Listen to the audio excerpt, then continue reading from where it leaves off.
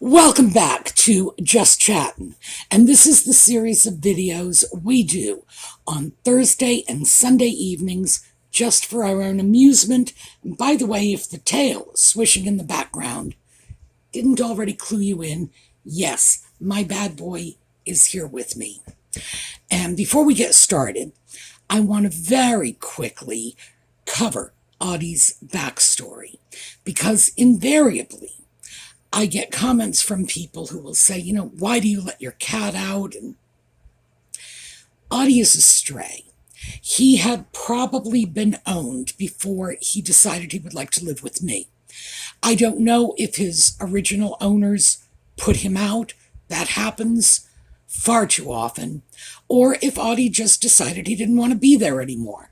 That wouldn't surprise me. He's very picky about where he lives. And when I started feeding him, I fed all the stray cats at that time. I started feeding him, and I would trap the cats, get them neutered, and then, release them if they were feral, and try to find homes for them if they were simply strays.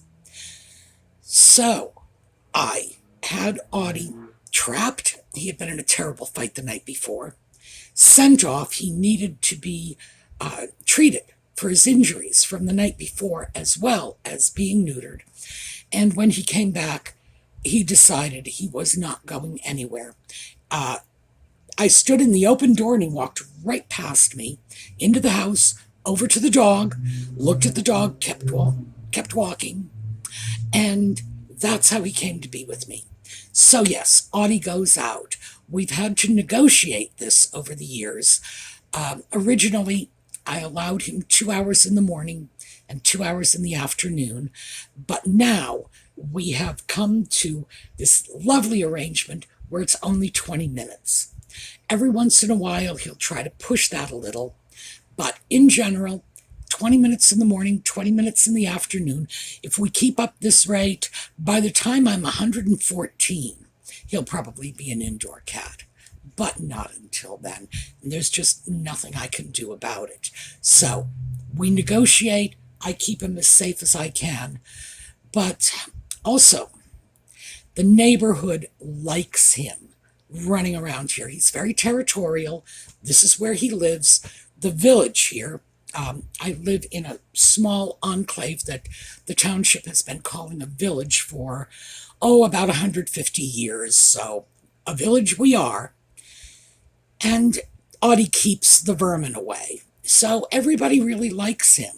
So he goes out. The neighbors will pet him. They'll feed him. He'll sleep on their porches. The neighborhood children will play with him. He's very popular locally. So I think if he started staying indoors, I would probably get complaints from the neighbors. But we'll see how that works out. Okay, on to the subject of the video.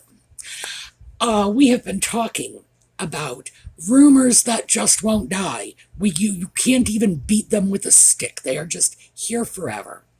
And I thought today we would take a look at some current rumors, because there is apparently some very juicy stuff floating around about our favorite sock puppet. So when we come back.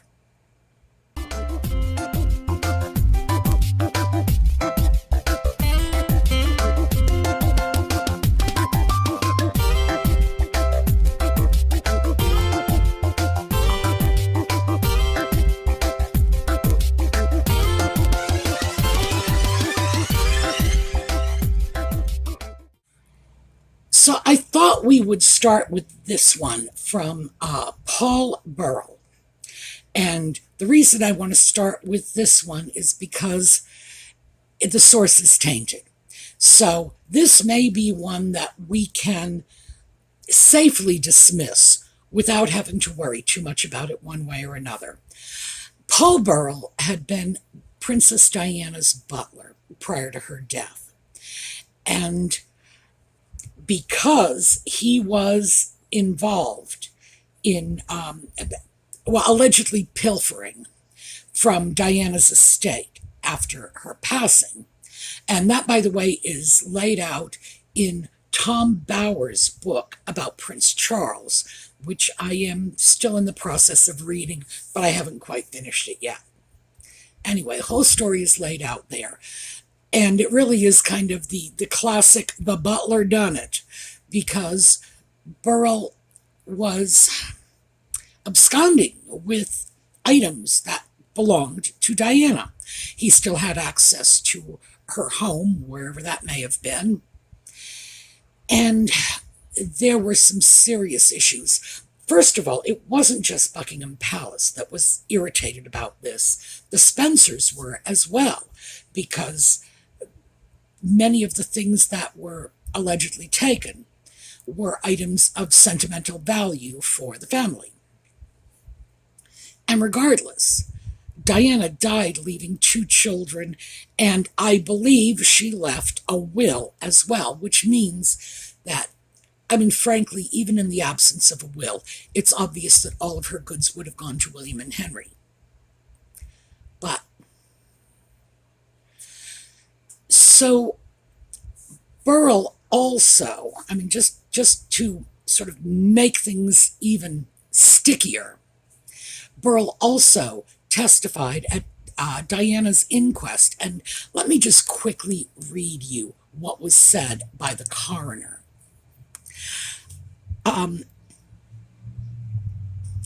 Burrell was criticized for copying Diana's letters, and his integrity was called into question. The coroner, Lord Justice Scott Baker, said, quote, "In the end, there is an important issue as to the credibility of the witness," which basically means Burrell's testimony was considered worthless in the eyes of the court. He was not considered a credible witness. Well, Burrell has subsequently reinvented himself. Oh, I should say, he was charged. He was like criminally charged with these thefts, but it was, I'm thinking it was what we would call here in the U.S. charges dismissed. The royal family did not want to pursue the matter. Apparently, the Spencers were not willing to pursue the matter. They just wanted to bury Diana and not create more chaos in anyone's life. He's apparently reinvented himself as an authority on Diana and a royal expert. So he had written a memoir in 2003, and Harry mentioned that briefly in his memoir. And in one of the most classic cases of the pot calling the kettle black, Harry accused Burrell of being a self-serving opportunist in what he wrote. So, be that as it may, I really feel we cannot take anything this man says seriously, because he has had no contact with anyone in the royal family, apparently other than on the wrong side of the litigation table, since the 1990s. So, does he know what's going on? Absolutely not. Is there any possibility anyone in the royal family is going to be sharing gossip with him? Absolutely not. Is there any chance that anyone on the inside is going to deal with him? Well, even though he is unknown in the US, I am quite certain, and please, I throw this out to my UK viewers, I am quite certain that in the UK, his history is undoubtedly very well known. They had to have been aware of what was going on in the immediate aftermath of Diana's death, even if the non-tabloid press wouldn't report on it. I imagine the tabloids were full of stories about Diana's butler stripping her estate. Certainly, I don't see him as at all credible. So I need to throw that out. Now, let's get over to what he says. He says that he believes that, one, Harry is going to go back to the UK, sans nutmeg, she'll be left behind, off in California with the kids, and Harry will be welcomed back with open arms by Charles and William. And I think we all know that even though it's very likely that Charles will welcome Harry back, they're father and son. That's all you can say about that. They're father and son. There's going to be a lot of forgiveness going there. Parents do forgive their children, even for the most appalling behaviors. But William, I would question that. Would William really embrace his brother with open arms at this point? Seems very unlikely to me. And remember, Burrell has burned his bridges more than 20 years ago. So I have no idea where he is allegedly getting this information from. But certainly, it's not going to be Harry. Remember, Harry had just excoriated this guy in his memoir, Harry's memoir, rather than Burrell's. Excoriated him. Just, what can I say? There is no relationship there. There is none. Absolutely none. So how would he know what's going on with Harry? And certainly the rest of the royal family is not interested in this man. He was a servant. And whereas they have staff and domestics, he kind of fell on the wrong side of that line. So are they socializing with the help? I don't think so. All right, move away from him. Let's talk about one of the other rumors that has come out. And this one seems very credible. And frankly, I would say in light of recent events, very likely. And that is that if Harry's lawsuits continue to go against him, and there's every reason to believe they will, he could find himself facing £20 million or more in debt because of court costs. Now, the reason I find this particularly credible is because we already know he's been assessed with $500,000 in court fines to cover the costs of prosecution for one of his more recent efforts to sue the Home Office to get his IPP status back. So the reason I find this especially credible is because Harry's already been hit with fines. They've levied £500,000 against him. And this is for one of the IPP-related court cases. This one was I want to go back and say that I can pay for my own police service. And the court said, we're not even hearing the case. No, go away. This is it. Done. We're not hearing the case. And they've sent him a bill. That's why I feel the rest is at least somewhat credible, because we know it's happened once already. Now, he still has that main case cooking. Get that IPP status back. You got to give me the armed police. And please. It is very unlikely that case is going to be decided in his favor. So far, everything that has come out of the courts has been moving in the opposite direction. And courts are conservative by nature. They really are. Particularly U.S. and British courts. Of course, our courts tend to be conservative by nature because we inherited our legal system from the mother country. So yeah, in the UK, courts really don't like to break with precedent. If somebody made a decision a certain way 20 years ago, 30 years ago, 400 years ago, a court is very unlikely to suddenly flip it and say, oh no, we're doing something entirely new and novel. And no, it's just not how they work.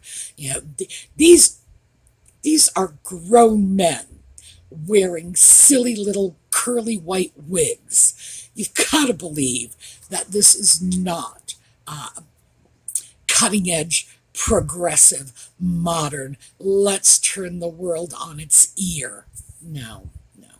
So is it likely that they would say no, no, no, and suddenly flip it and say yes? I don't think so. So do I feel this is credible? Yes, I do. I think, in fact, it is very likely that the courts are going to decide against our crazy Harry and say, no, no, no police service for you. Go away now. By the way, here's the bill. We can't take it for granted, and it is a serious issue. But the way things are moving, it sure looks to me like this is where they'll end up. So I feel that is a very credible speculation. I feel there's a lot of merit to it. It is based on an evaluation of the decisions to date, and of course it is based on how much these cases are costing people. There's a lot of money being wasted, and I do mean wasted. I mean utterly wasted, because it's not just money, it's the time,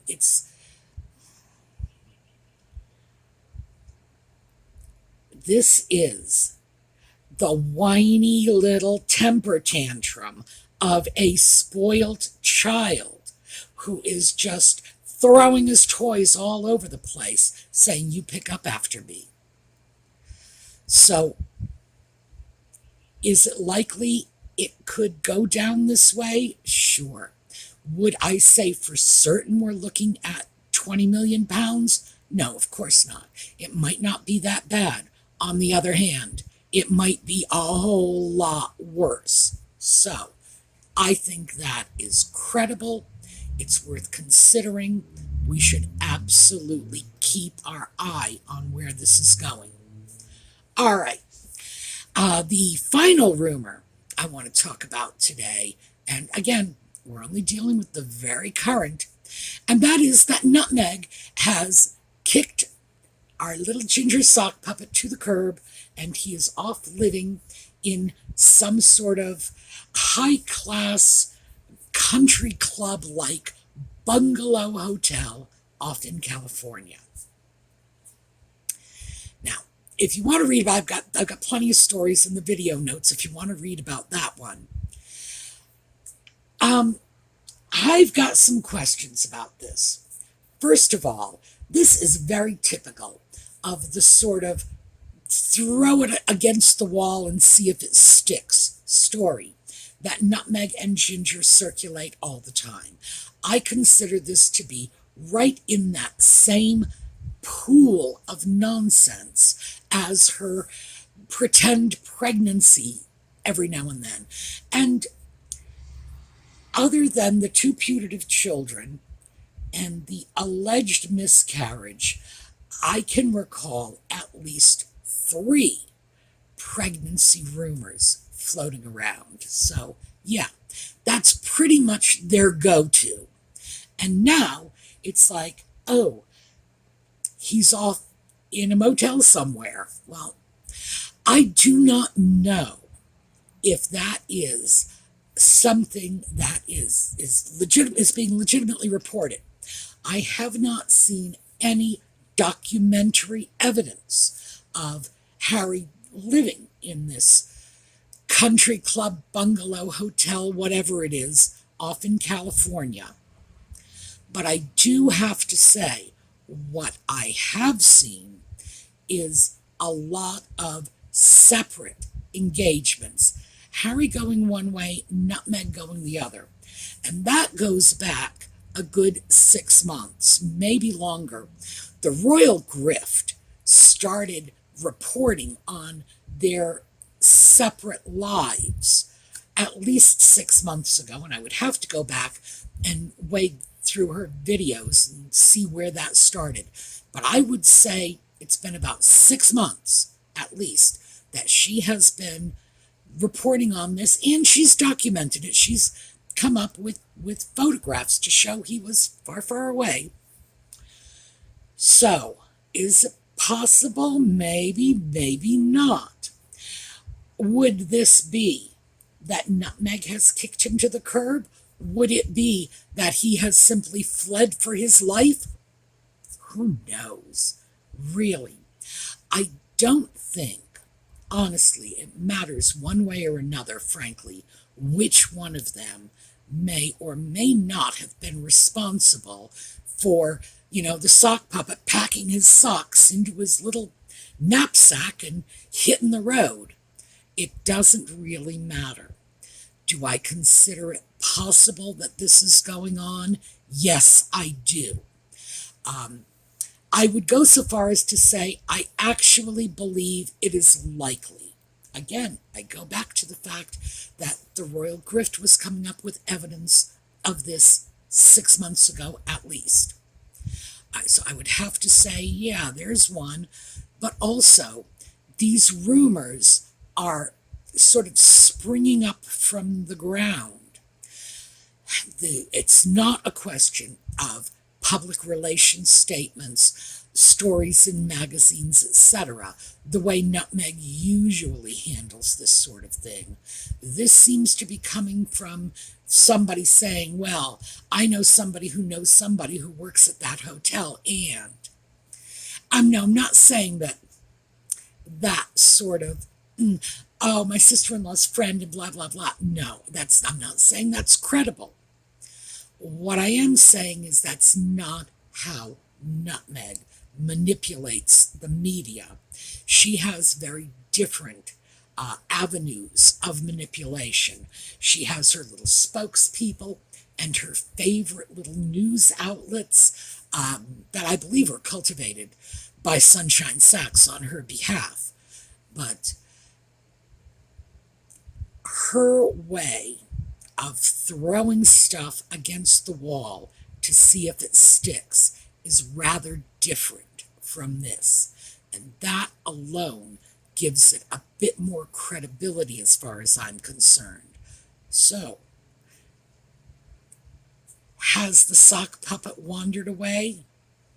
I would say the odds are pretty good there. The odds are pretty good. What does this mean? Who knows? The simple reality is that with married couples, you come up on that 5-6 year mark, and people can get a little antsy. Kind of like cabin fever sets in. And so, I want a little break. Let's do separate vacations. I need a little time away from you. I'm visiting my mother for a week. That was my favorite. Who knows what this actually means? It's very easy for us looking at what is clearly an insanely toxic relationship and saying, well, maybe he's finally smartened up and decided he needs to get out of this. Here's the thing, I wouldn't bet on it. But do I think there is some fire behind all this smoke? Yeah, I do. I think, in fact, the sock puppet is probably spending much of his time elsewhere. I also think some of these little public engagements are nothing more than what Harry is used to as a member of the royal family when he had to go out and smile for the press, because that's what they have to do, and Nutmeg, who simply smiles for the camera, any camera at all, on any given occasion. It's just what she does. If you're going to take her picture, she's going to smile. Could that be what's going on? Yeah, probably. So I would say, yeah, this is a credible rumor. I'm keeping my eye on it. I'm going to be looking around at the other YouTubers who have credible information and seeing what they come up with on this. But yeah, those are the current batch of rumors. So, that's what I have for you today. We're breaking just a tiny bit early this week. It's no reason other than it's a holiday weekend, and I got things I really need to do, and I bet you do as well, so we're going to go do our thing. All right, we're going to take a look at a slideshow on the way out. I will see you all next time, and in the meantime, have a terrific week.